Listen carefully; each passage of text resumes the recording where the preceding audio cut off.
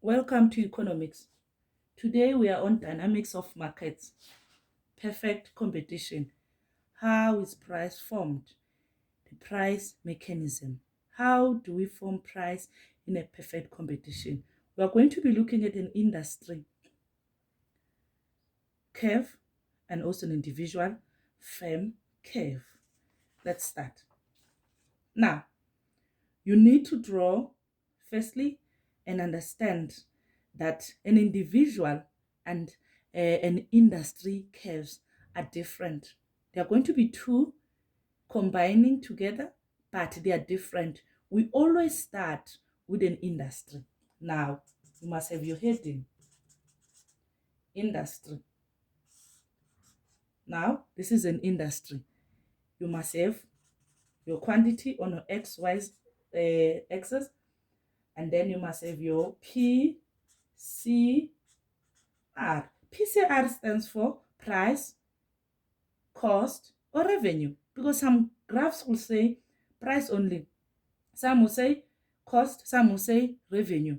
But some learners get confused. So it is easier to just write PCR. From now on, you can write PCR. Now, how is this price formed in a perfect competition? It starts with an industry.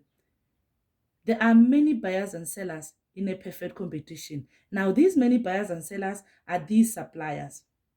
They supply.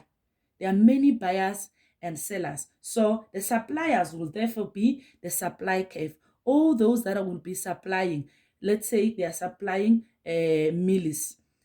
This will be their supply curve. And then all that will be demanding millis, this will be their demand curve. Now, demand and supply, we know that when they meet, they form an equilibrium. Now, this is point E. Now, from point E, we know that this has formed the price. So the price, in our case, it's 10 rand. We'll be using rands. It's 10 rand. Now, let's move. Now, how do we form now in a perfect competition? We do the same Cartesian plane. And then quantity, must have our quantity. We must have our P, C, R. And our heading. This one is individual. This one is individual. Now we have two curves. Now, how do we form the price? Remember, there's a characteristic that says that they are price takers.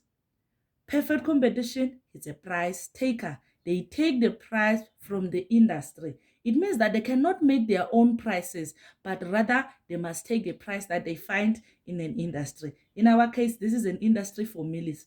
Now, it will be from here, we take it from here, we come this side, and then we are going to have our price here, which is still 10 rand because we took it from here. We took it from the industry. So this is demand. It means that people cannot demand anywhere else. People cannot demand above 10 or below 10. Again, this also stands for average revenue. It will mean that if we take our total revenue, divide by the quantity demanded. Remember, average revenue, it means that our total revenue divided by the quantity sold. That is AR. Therefore, it will get back to 10 rand. Lastly, we have MR. MR, it is marginal revenue. Marginal revenue, it is an additional revenue received or obtained.